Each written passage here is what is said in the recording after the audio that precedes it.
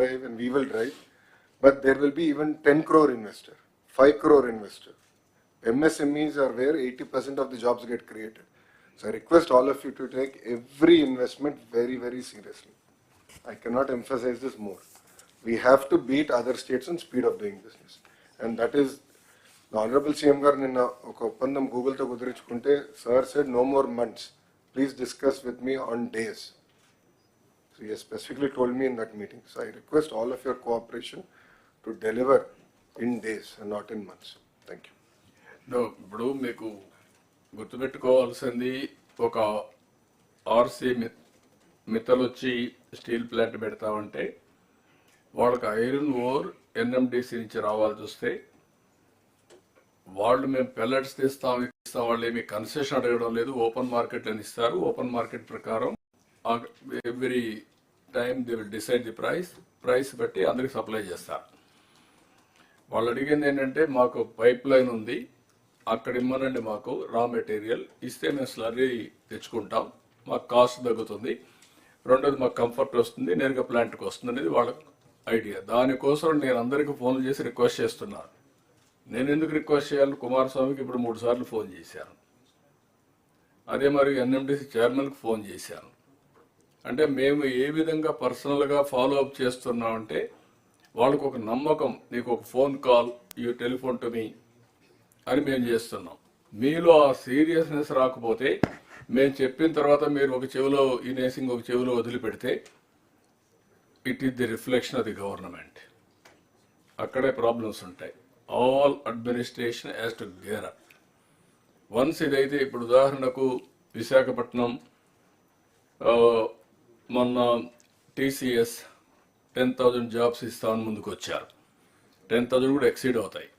అది వచ్చినప్పుడు మీరు ప్రోయాక్టివ్గా వాళ్ళని ఎన్కాష్ చేసుకుంటే అక్కడ బెనిఫిట్ వస్తుంది మీకు.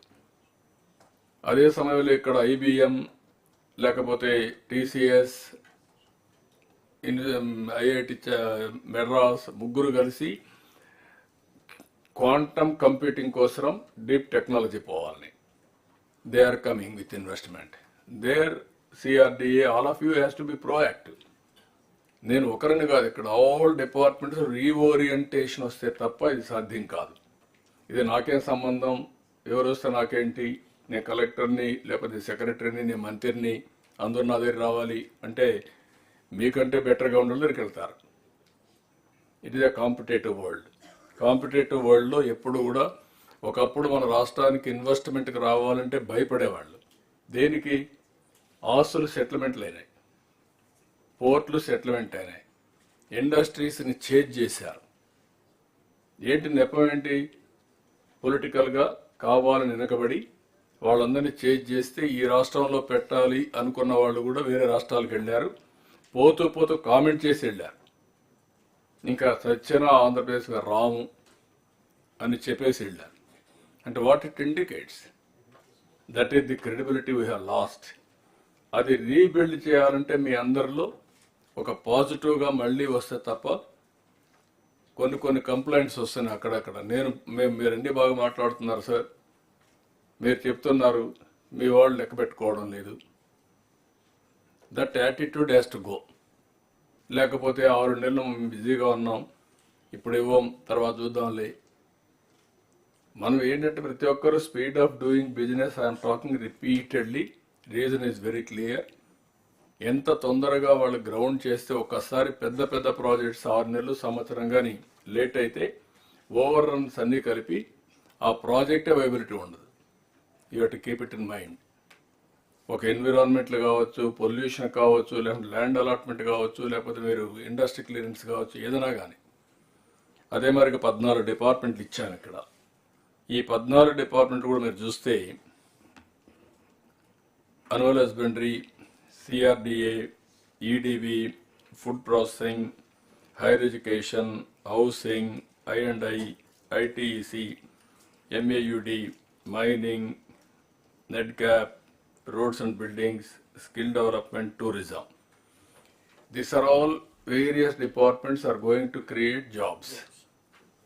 దీన్ని ఎప్పటికప్పుడు మనం మానిటర్ చేసి ఇవన్నీ కూడా స్ట్రీమ్ లైన్ చేస్తే జాబ్స్ వస్తాయి.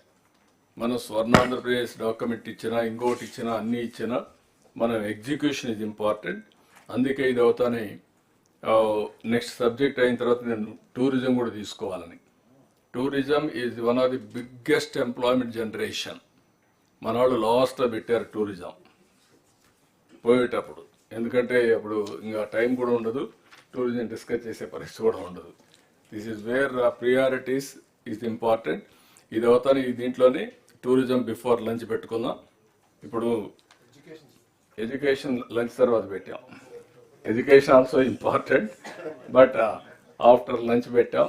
అప్పుడు స్కిల్ డెవలప్మెంట్ అనేవి వస్తాయి. ఎగ్జాక్ట్గా 12 అయింది. Will meet by 12:30. 15 అంటే సరిపోతుందా మీకు మరి? ఓకే, సరిపోతుందా? ఓకే, 12:20, 5 minutes ఎక్కువ ఇస్తాను ఫ్రెష్ ఎయిర్ తీసుకోవడానికి.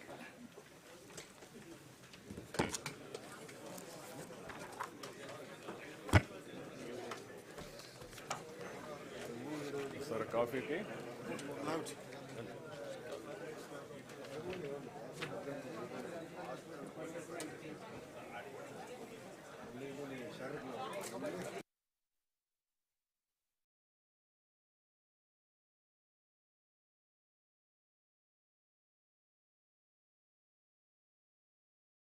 I think we will have a first, I mean, we have a discussion amongst us, sir. If it's not getting sorted, I think before CS, sir. Post అయితే CS కూడా చెప్తున్నాను, limited time. ఒక ఈ మీటింగ్లో కూడా మనం specific agenda, specific decision making ఉంటే ఈజీగా ఉంటుంది. ఆఫ్టర్ ఏ మంత్ 130 days మీ వల్ల కాకపోతే collector CS will have a meeting. 45 days will clear everything. Time bound program within 45 days. Yes, sir. Yes, sir. Inter-departmental. Yes, sir. Yes, sir. Okay. Thank you, sir. So now other important basic set